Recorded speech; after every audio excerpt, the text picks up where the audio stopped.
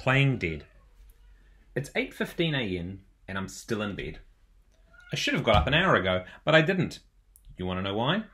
Because I'm dead. Well, not really dead. I'm just pretending I'm dead so I don't have to go to school. If I can convince Mum and Dad that I'm dead, not only will I have pulled off one of the greatest practical jokes of the century, but I'll get off going to school for the rest of the year. Maybe even the rest of my life. I got the idea from my dog. I've been taking Sooty to obedience classes each Sunday morning. We've only been going for a few weeks, but already he's learned to sit, beg, and roll over. Yesterday he learned how to play dead. I thought, if my dog is smart enough to do it, then why not me? All I've got to do is lie here without breathing or blinking. Well, when I say without blinking, I mean blinking when nobody is looking. And when I say without breathing, I don't mean not breathing at all. That would be stupid. I mean just taking a tiny little breath every so often, just enough to keep me alive. The only thing that worries me is, I'm such an excellent practical joker, I might trick myself into thinking I'm really dead. And if that happened, I'd be as good as dead, or as bad as dead. Because as far as I can see, there's nothing really good about being dead, except that you don't have to go to school. Suddenly, Mum bustles into the room. What? Still in bed? Come on, you'll be late. I hear the rattle of the curtains being opened. The sudden light hurts my eyes, but I remember not to blink. Any moment now, Mum is going to see me and scream. She's standing right next to me. Pooh, what a stink! When's the last time you cleaned this room? It's an absolute pigsty. Dirty socks and undies everywhere. Why can't you put them in the washing basket like your sister does?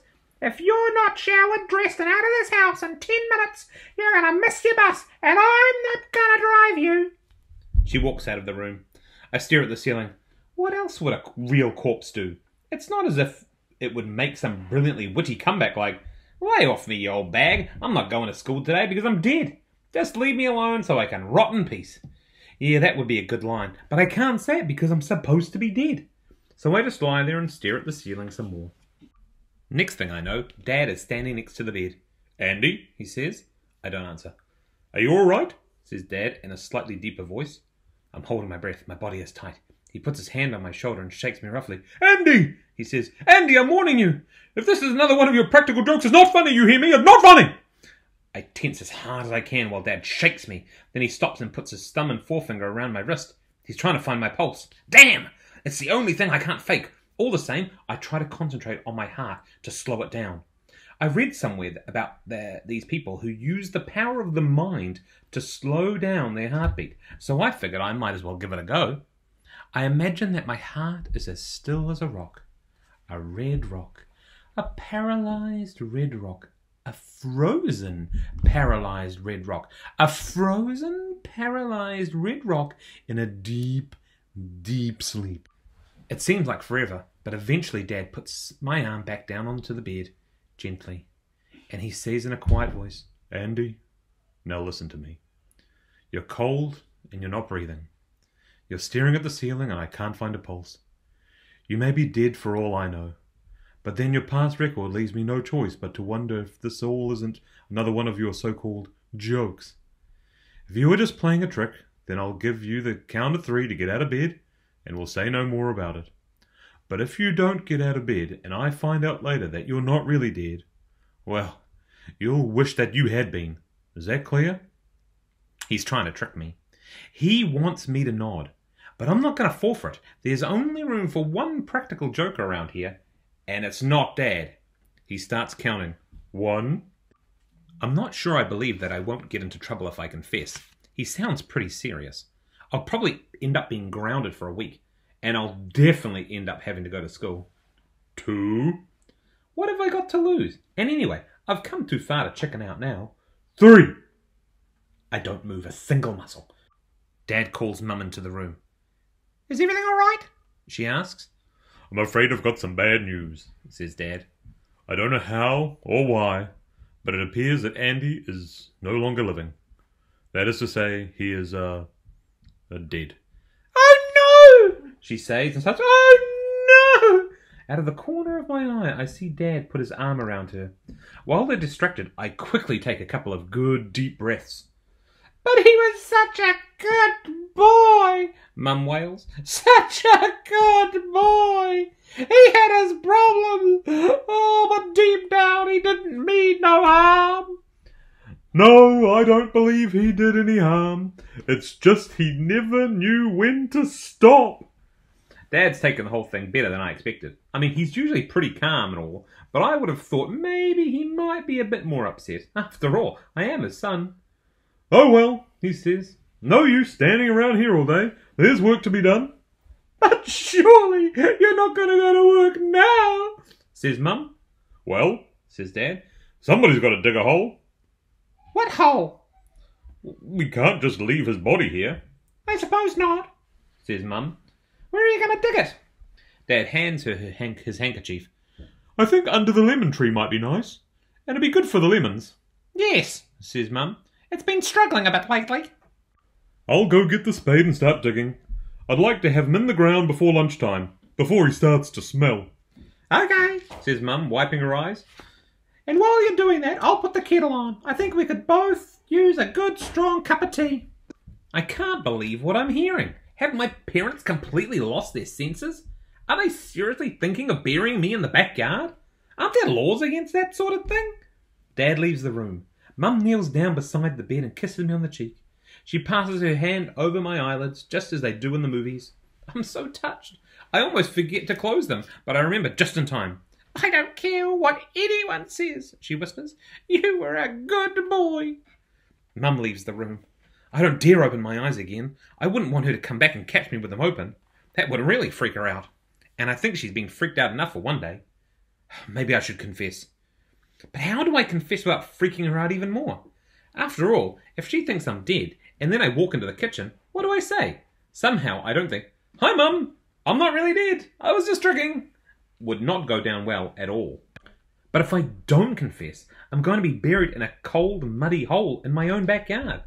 I'll have worms gnawing at my eyeballs for the rest of eternity. That's a pretty high price to pay for a practical joke, even one as brilliant as this. The lemon tree is right outside my window. I can hear Dad digging and whistling. Whistling? I die and he whistles? What is he? Some kind of psycho? Normal people don't whistle when their son dies. Then again, normal people don't bury bodies in the backyard. But as I listen to Dad's whistle, I begin to notice something strange. It's different from his normal one. It's too loud, it's too cheerful. And now it becomes clear. My parents don't think I'm dead. They just want me to think that they think I'm dead. All this rubbish about being good for the lemons, that's not what this is about at all. They're just trying to teach me a lesson. They want to scare me. Well, I don't scare easily. And I'm not about to be beaten at my own game by a couple of amateurs. After a long morning of staring at the ceiling, I'm pretty bored. At last I hear Dad stop digging. Mum and Dad come into my room. I know what's coming next. I suck my breath in and try to remain absolutely still. Dad grabs me underneath my arms. Mum lifts me up by my legs. I try to make my head flop around in a convincing corpse-like fashion. They carry me out into the backyard and lay me down underneath the lemon tree. Dad gets down into the hole, which I can see through my slitted eyes is deeper than I expected.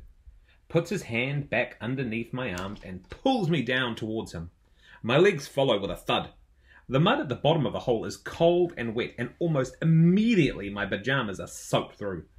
I'm sure Dad is just dying for me to crack and open my eyes so he can say, "Just tricking!"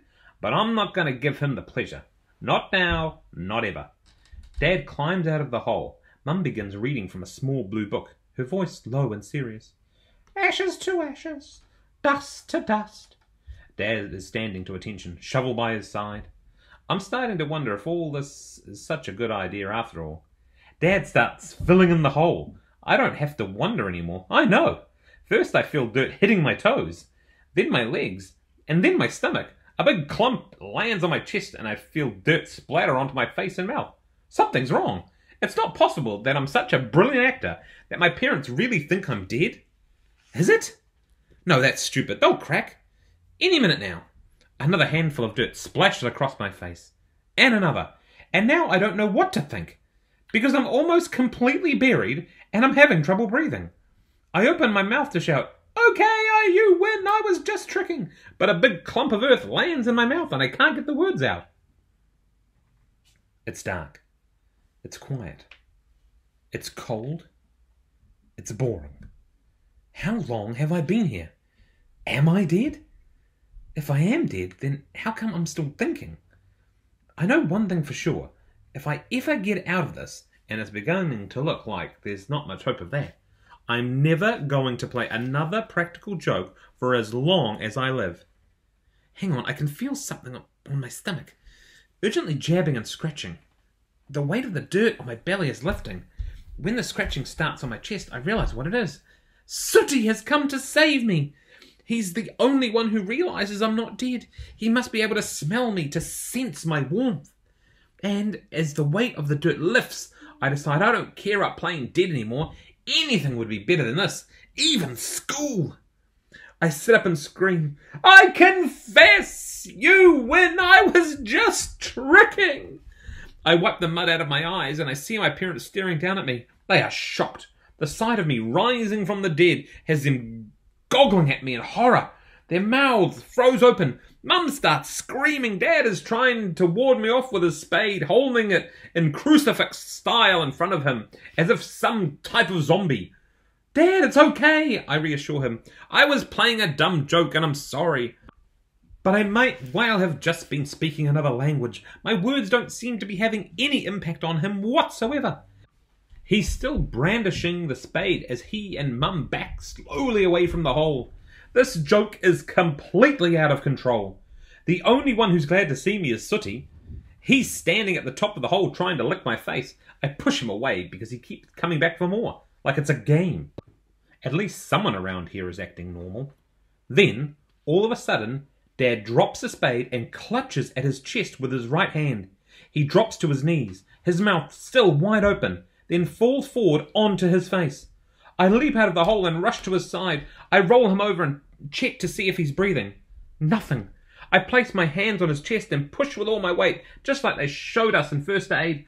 I push 3 more times, then I pinch his nose and pull his head back. I'm about to start mouth-to-mouth resuscitation when Mum screams, "Get away from him, you zombie!" I'm not a zombie, I tell her. I'm not dead. I was just tricking. Don't touch him, you blood-sucking freak! Mum, I haven't got time to argue. I've got to do this. It's Dad's only hope. I take a deep breath. Mum starts laughing. Poor Mum. The stress has affected her brain, and it's all my fault, but I can't help her until I've saved Dad. First things first. I take another breath, and I'm about to put my mouth over Dad's when he starts spluttering. First a sputter, then a wheeze, and then a deep rocking laugh. Dad opens his eyes. They are wet with tears. "Would you mind sharing the joke with me?" I ask. "Sure," says my father, pulling himself together with great effort. "We were just tricking." And then they really start to laugh. And laugh. And laugh. They're bent over double like a couple of maniacs. Even Sooty is rolling around on his back, wheezing and carrying on. It takes a few moments for the shock to sink in, but then I realise that my parents have won. I've been sucked in, chewed up and spat out. But then, maybe things aren't as bad as they seem. Never mind that I'm cold and wet. Never mind that I'm covered in mud. Never mind that I'm the victim of a heartless practical joke that had me thinking I had killed my father and driven my mother insane. No, never mind all this. At least I got the day off school.